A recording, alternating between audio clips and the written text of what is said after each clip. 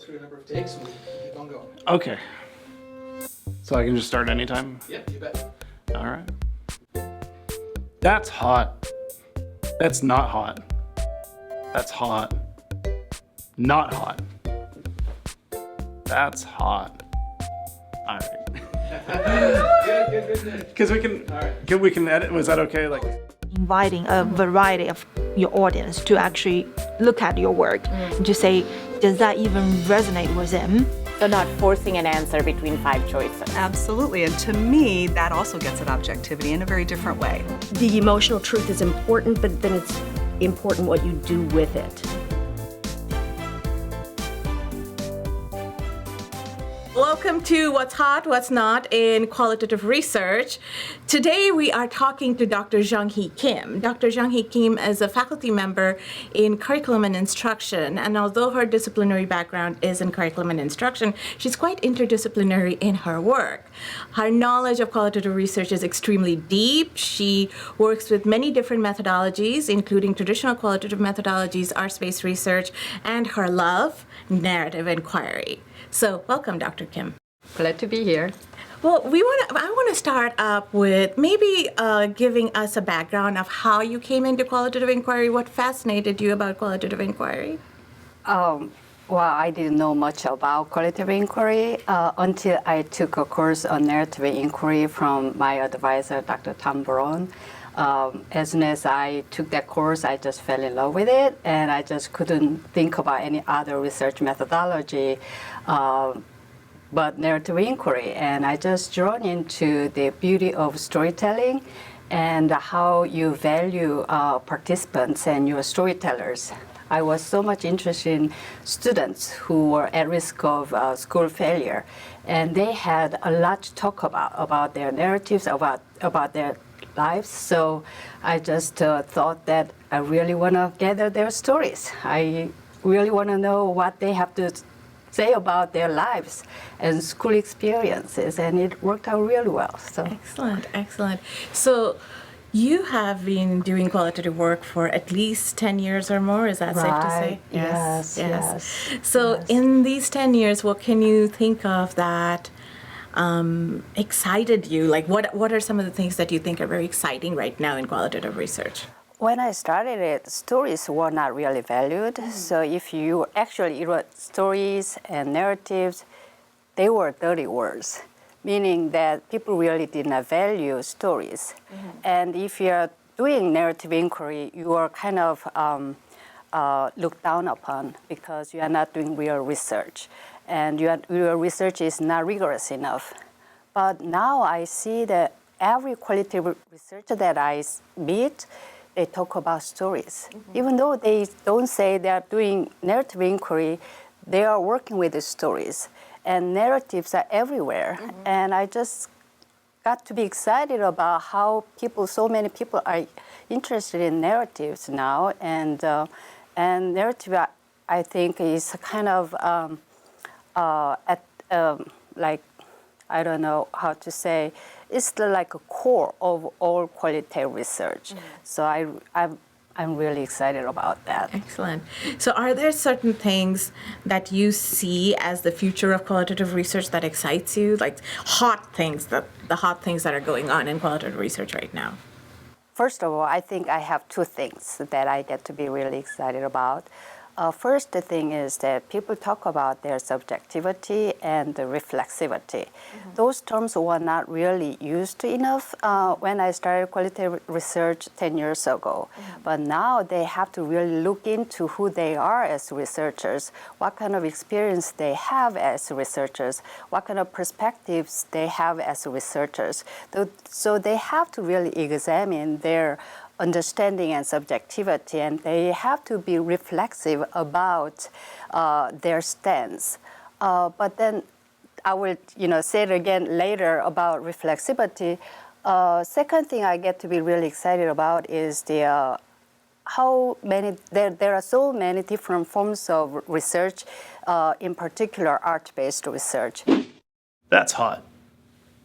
people are not just talking about emergent themes or common themes, but they use fiction, they use poetry, they use drama, all kinds of different types of art-based research.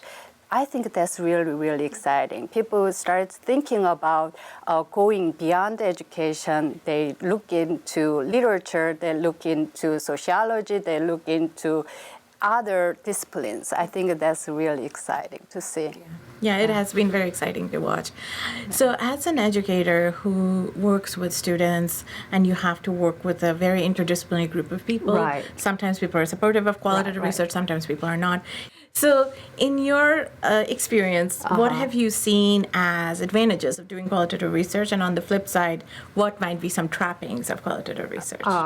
The advantage, I think we talked about that, but flip side of qualitative research is that, well, I mentioned the importance of working on your reflexivity. But then when you are reflexive, it means that you have to be objective about your stance. You don't want to be too subjective because people will tell you that you are self-indulgent.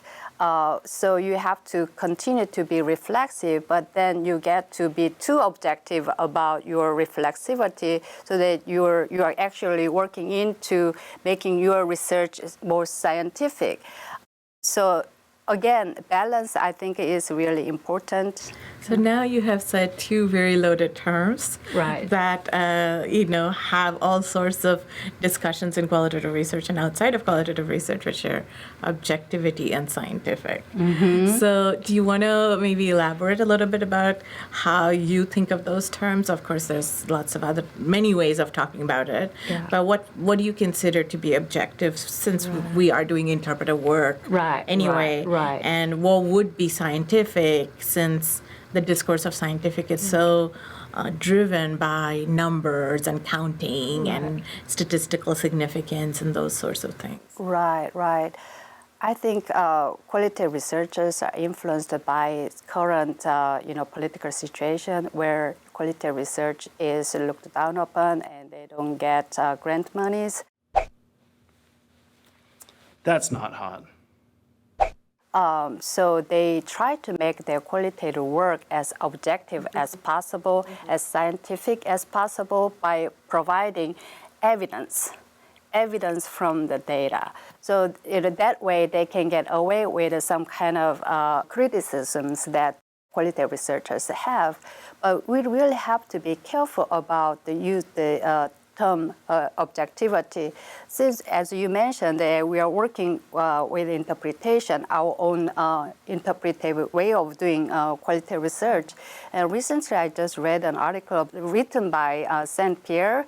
She talks about how qualitative researchers are becoming more objective and more scientific, and they have to talk about this triangulation, and so that their research can be viewed as scientific.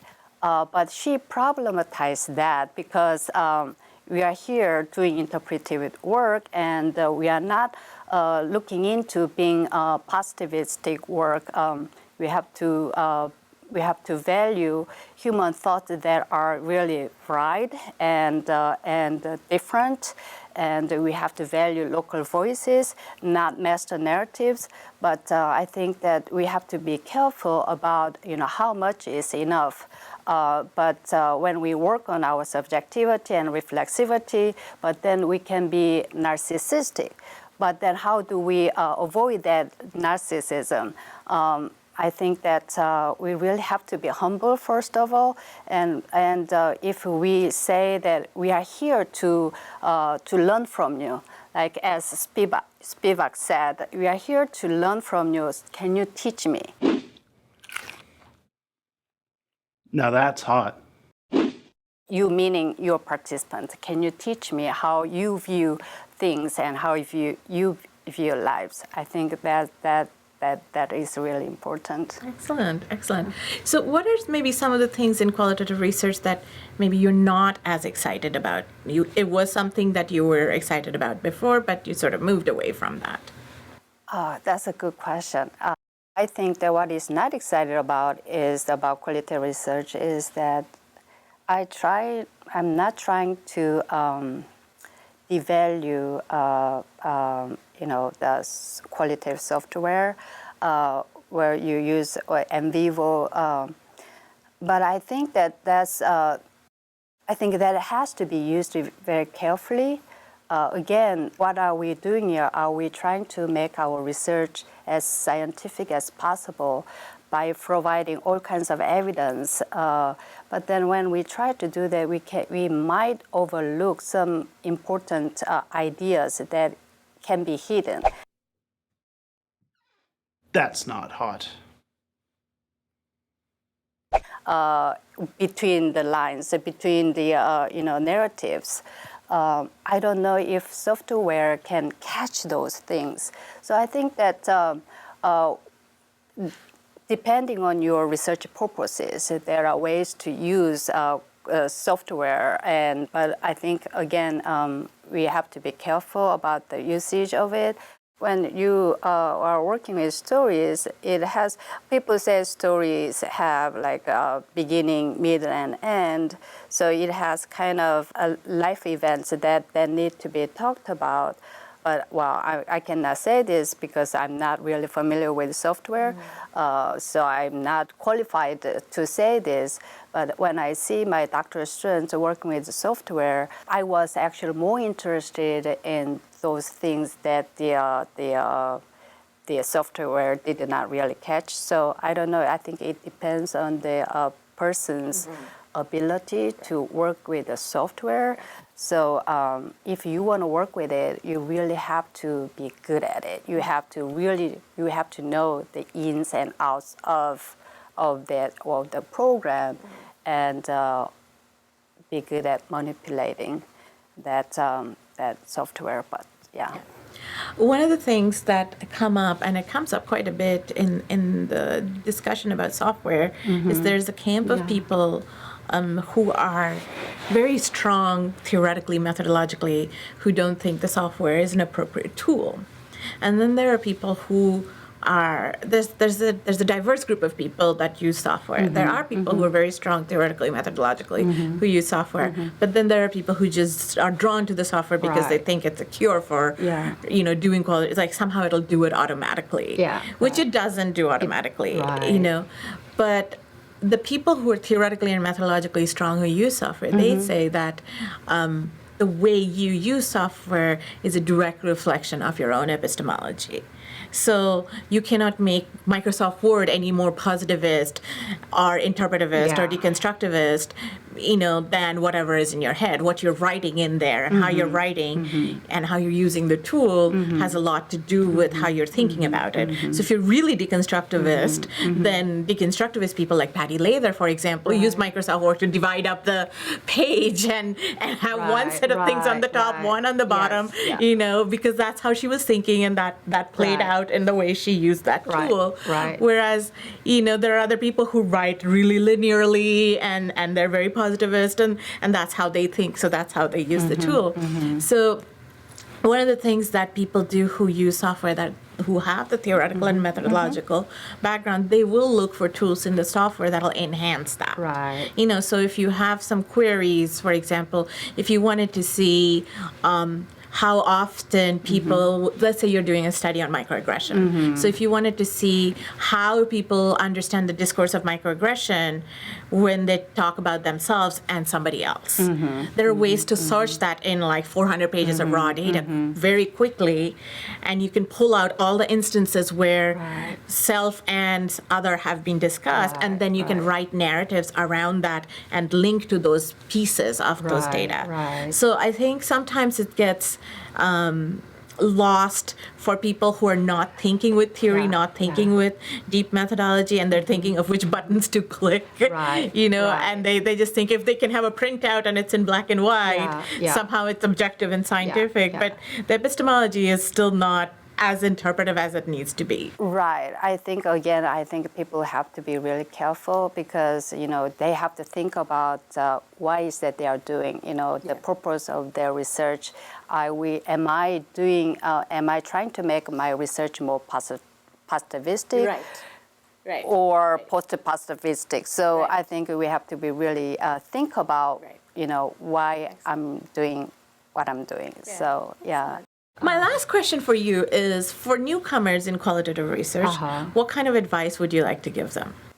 I think more and more graduate students are busy and they have a lot to do, and they are here not just because they want to pursue some new theories and become theorizers, but they are there just because they get a degree.